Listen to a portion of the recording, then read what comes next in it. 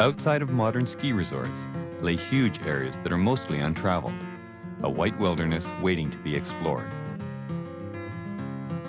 But traveling in the mountain backcountry requires knowing more than just how to turn a ski. As a backcountry skier, you must develop skills and knowledge in route finding, climbing, and skiing a variety of snow conditions. And most importantly, an overall awareness of traveling safely in the backcountry.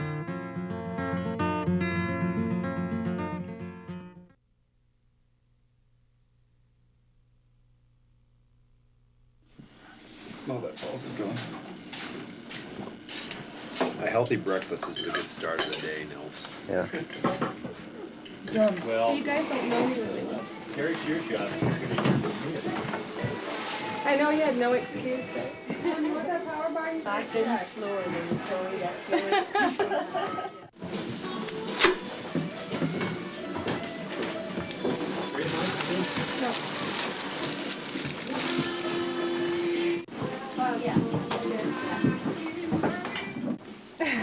The other side? Protect your face. Yeah.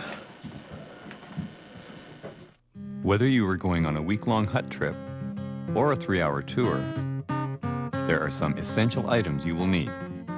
These may vary from trip to trip, but all backcountry outings should include the appropriate ski gear, safety equipment, first aid and repair kits, adequate clothing, map and compass, food, and liquid. Hydrate or die.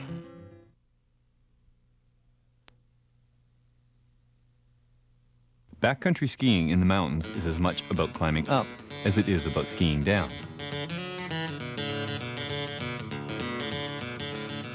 This is usually done with climbing skins, which are applied to the base of your skis with a reusable glue.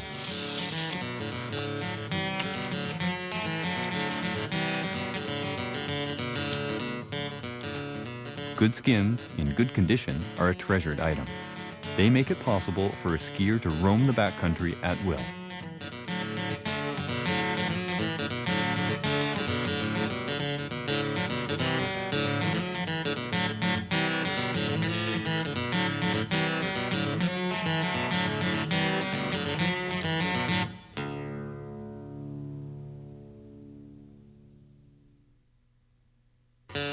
One of the essentials you'll need for safety is an avalanche transceiver.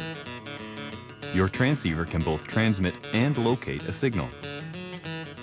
This is critical to a rescue if someone is buried in an avalanche.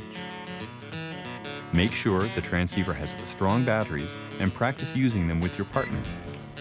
A check should be done at the start of each trip to ensure that all transceivers are functioning properly. Okay, they all passed the test. Oh, you can really feel it. Oh, we're so just- deep. It courses through my body. All right, hyperspeed. Oh, I just popped my Velcro.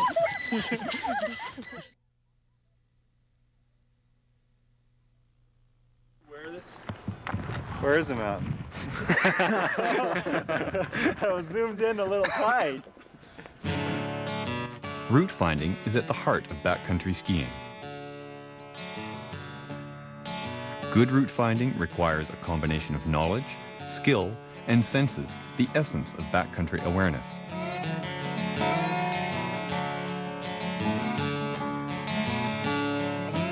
The primary concern of all potential routes is safety. Once the relative hazards have been identified, choose your route using the natural features of the terrain. Here, the red areas indicate potential avalanche danger. In high hazards, there is no safe way to the ridge. In more stable conditions, the green line uses the terrain to find the safest, easiest route to the top. Often, the danger is less obvious. Here, the route of choice will avoid the steep slope and terrain trap on the left and take an easier line diagonally up the hill.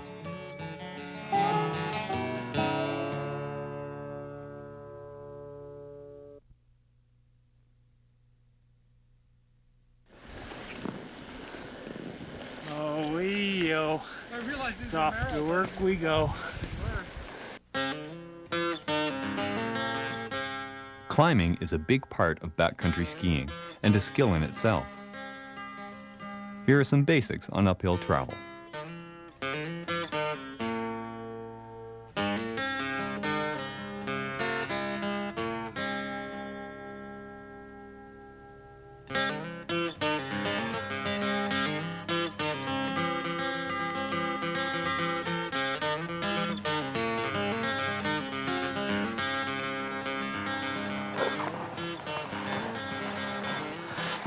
When I'm climbing, I like to take small gliding steps.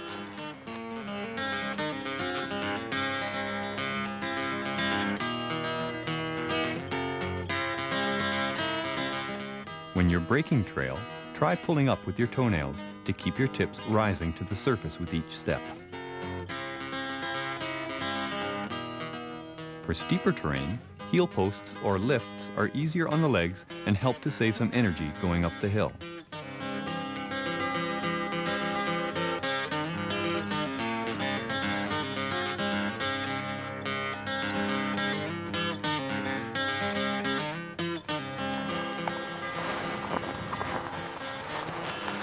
I like to use the terrain to avoid doing kick turns, but if you need to, uphill kick turns work great until it gets too steep.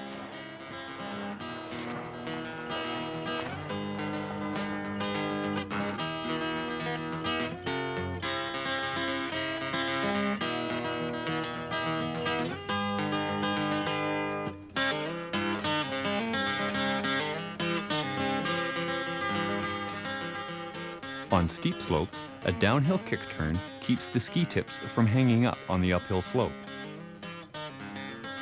Remember that a successful kick turn needs a complete weight shift from ski to ski.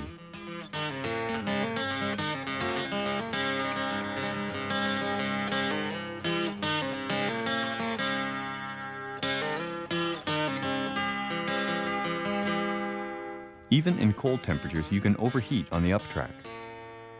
Keep a comfortable pace, adjust your layering and venting as needed, and drink lots of water.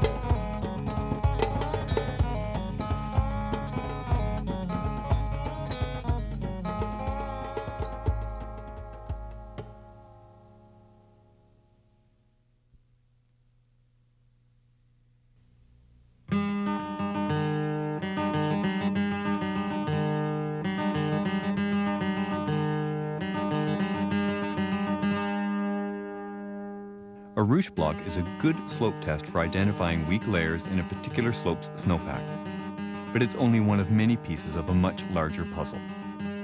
Let's look at the whole picture. The first element of evaluating avalanche hazard is the ability to recognize avalanche terrain and observe the various indicators. This is our basic avalanche knowledge. From this, an assessment can be developed for a specific tour. This, in turn, can be used to assess the snow stability of a specific slope.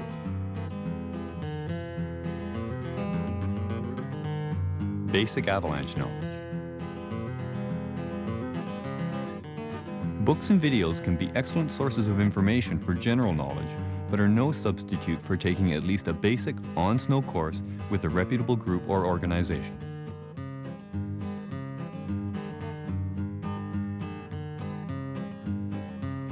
You should have some understanding of typical avalanche terrain, such as slope angle and exposure to the elements, weather, the variations found in a snowpack and how they affect the strength of the snow. And finally, you should know how to fit these different pieces together into a picture that allows you to assess the stability and evaluate the hazard. Your plan for a specific tour should include current and forecasted weather conditions, as well as previous storm conditions, recent avalanche reports, reputable local knowledge, and general knowledge of the terrain in the area that you will be traveling in. The final aspect of avalanche awareness is the assessment you and your group must make before skiing a slope. There are 4 questions that should be considered. Could the slope produce an avalanche? Is the snow unstable? What are the consequences if the slope slides?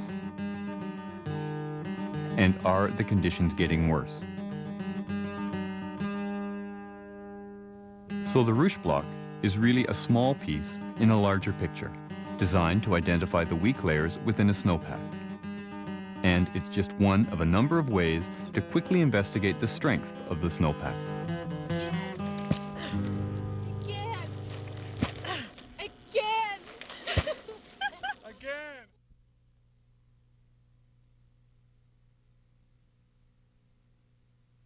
It's puking out! Lightning and And we're thunder. perfectly evolved to handle it. Weather can be the bane or the blessing of backcountry skiing. It brings fresh powder, as well as wind and whiteouts. Strong winds can increase hazards while touring. They create wind chill and increase avalanche hazards through cornices and snow slab formation.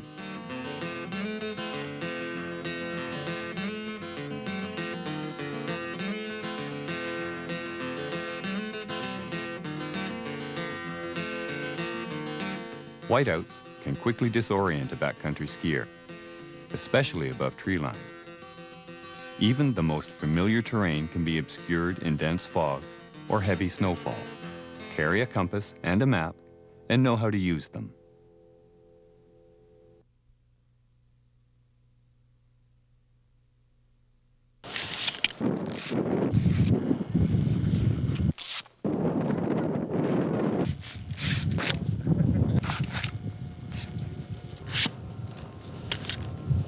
Oh yeah, polite applause. The sound of skins being pulled means it's time to ski. After your skins are off, fold them back onto themselves to protect the glue. If it's cold, the glue will stay softer and stickier if you keep them in a warm place.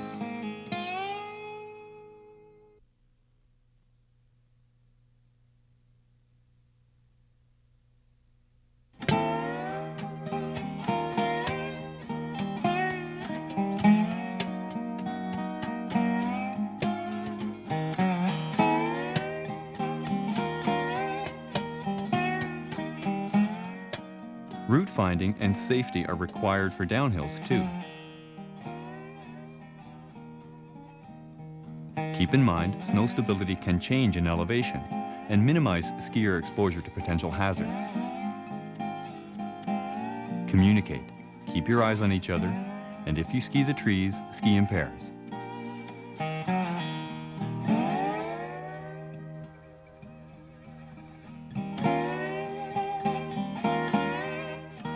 Skiing conditions change rapidly and often in the backcountry, even over the course of a run. You often get a good idea of the skiing conditions on the uptrack, but here's a few other tricks to get a better feel for the snow, or maybe just to rally the mental troops a bit. Garlands are a half turn, the easiest to make. They are great for testing the snow without having to commit to the fall line on the first turn. A step into the fall line at the start of a run, especially if it's steep, can get you started in the turn without a lot of acceleration. If you're new to soft snow skiing, here's some skills to work with. First, stay flexible.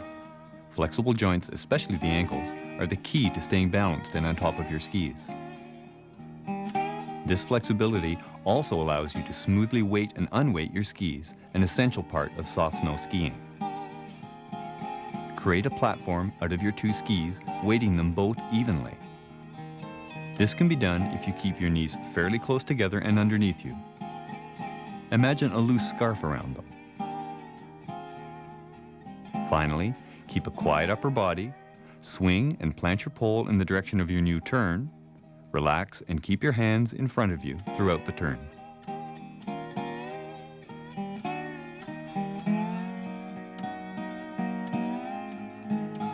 To develop these skills, practice on low-angle slopes.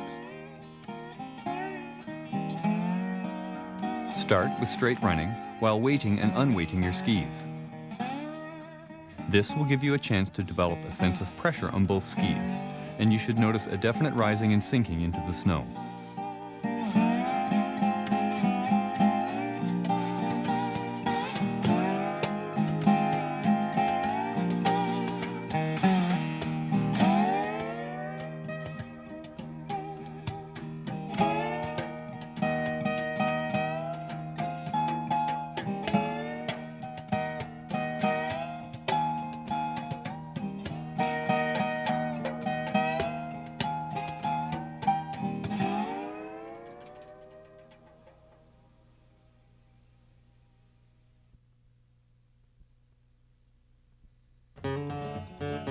Backcountry skiing can extend your season in both the fall and the spring. In many places, backcountry skiers start to venture out by mid-October. And some of the best skiing on northwest volcanoes isn't easily accessible until late June.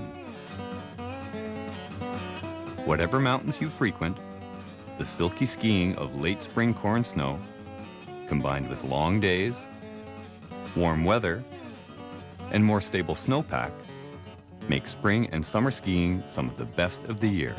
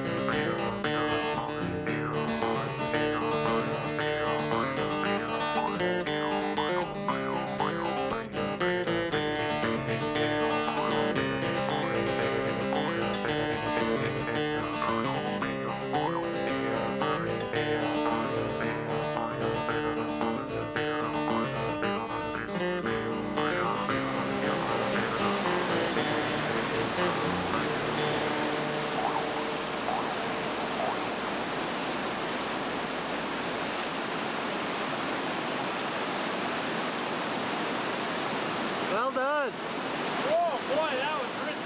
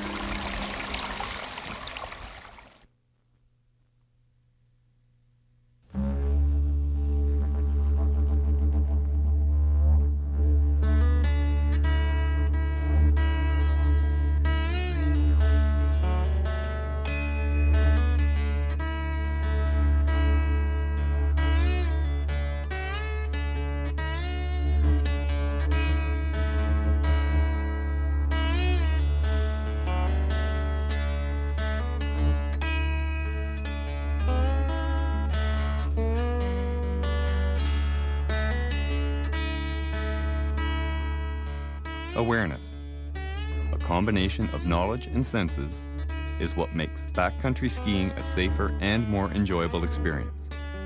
Knowledge is the filter that must accurately interpret the information your senses are providing, whether it's spotting recent avalanche activity or sleuthing out the best powder. Your overall awareness is the singular ingredient for successful touring in the backcountry.